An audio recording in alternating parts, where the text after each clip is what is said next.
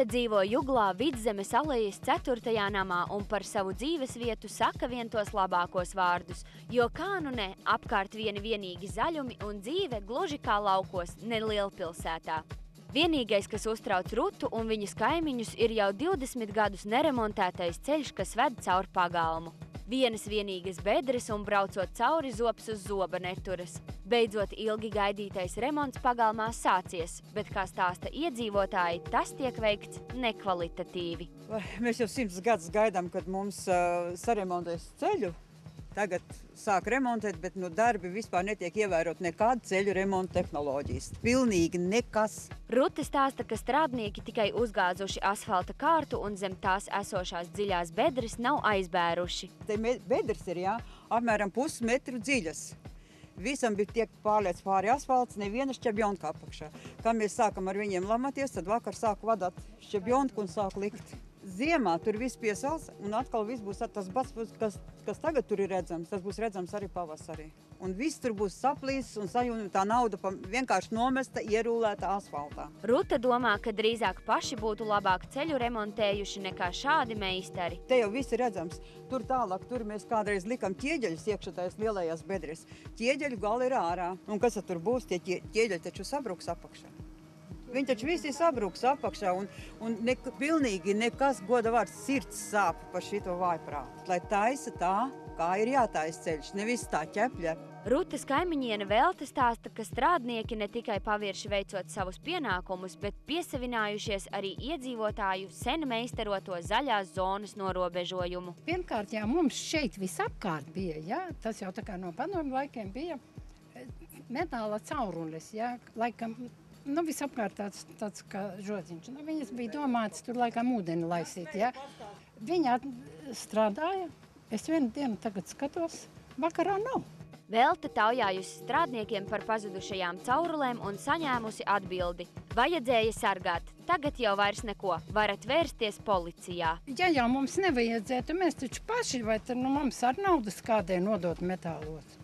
Un es par to visvairāk domāju, ka tāda firma ir, ka cilvēki jābrīdina, kas kur paņemams, tad lai vaktē.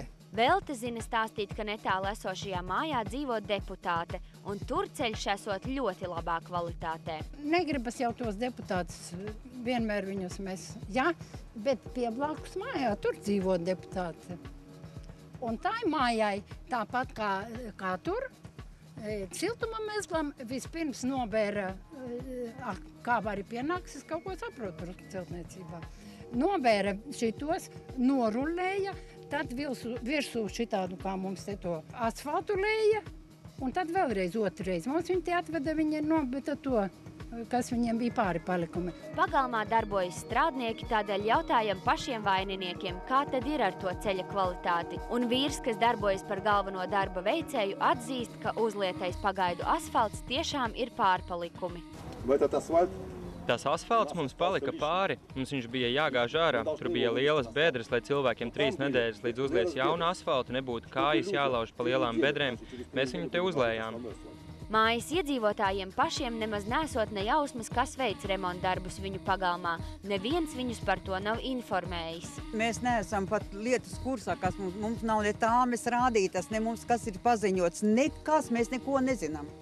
Pilnīgi neko. Mēs vienkārši esam pārsteigti par to, kad izteica aizrādījumu. Viņi pateica tā, zini, tā nav jūsu nauda, ko jūs uztraucat, tās Eiropas nauda. Man ir vienalga kāda nauda, man nauda, tā ir nodokļu maksātāja nauda, man arī tur ir jāuztraucas galā. Valsts iet uz gruntu visu, kur tad neies uz gruntu, ja šitā viss strādā? Velta pamanījusi, ka vakarā, kad strādnieki iespējams padzirdējuši par mūsu ierašanos, darbi noritējuši raitāk. Acīm redzot, viņiem kāds ir pateicis, ka brauks tautas balss.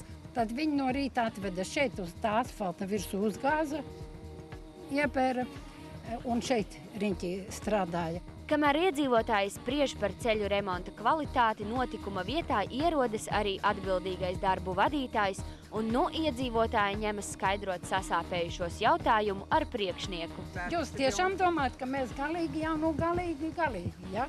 Ne, es nesaprotu, par ko jūs runājat. Mēs tagad runājam gribiet par iemācīt man diplomētam inženierim, kā ir jātaisa ceļa rekonstrukcija, vai kā ir bedri jālāpa ciet, vai kā ir bortakmeņas jāregulē. Nē, par bortakmeņiem arī es zinu, kā jāieliek. Uldis Keziks skaidro, ka Jūglas namu pagalmos paredzēts veikt ceļu rekonstrukciju, nevis ceļu būvēt no jauna. Šeit ir paredzēta iekškvartāla rekonstrukcija, kas no sevīm izsaka braucamās daļas asfalta seguma rekonstrukcija. Šī rekonstrukcija proti nozīmē, ko tas ir jaunas asfalta virskārtas ieklāšana. Tas ir neņemot nost veco kārtu, kur tas nav nepieciešams. Tad ir vietas, kur, teiksim, ir kaut kādas izveidojušās iesēdumi vai pumpas vai kaut kas līdzīgs, kur tajās vietās viņš tiek ņemts nost, jā, protams. Jo mums, teiksim, tas gala produkts ir jāpanāk tāds, lai viņš būtu līdzens, lai nekrātos ūdens. Jautāts par pazudušajām caurulēm, Keziks noliedz, ka viņa cilvēki varētu būt pie vainas. Es neņemos spriest, kas ir ar trubām. Es domāju, ka tas nevienam nav noslēpums, kad Latvijā ir pieprasīts melnais metāls, viņu nodod, viņu zog un viņu nes prom. Un es negribētu piekrist tādam apgalvojumam, ka mani cilvēki būtu tagad kaut kādas trubas aiznesuši. Lai arī viedokļi par ceļu remontēšanu iedzīvotājiem un remonta veicējiem atšķiras, skaidrs ir viens. Uldis Keziks savu godavārdu par to, ka ceļš tiks savests kārtībā un tā kvalitāte būs augsta, ir devis. Mūsu pienākums ir savest kārtībā iekškvartā, lai viņš ir izbraucams, lai viņš nav bedrains. Un to, ko saka dāmas, tas lai paliek dāmu ziņā. Tad šeit būs viss kārtībā. Mēs varēsim pēc gada atbraukt un šeit nebūs bedres. Absolūti, absolūti. Apsolat.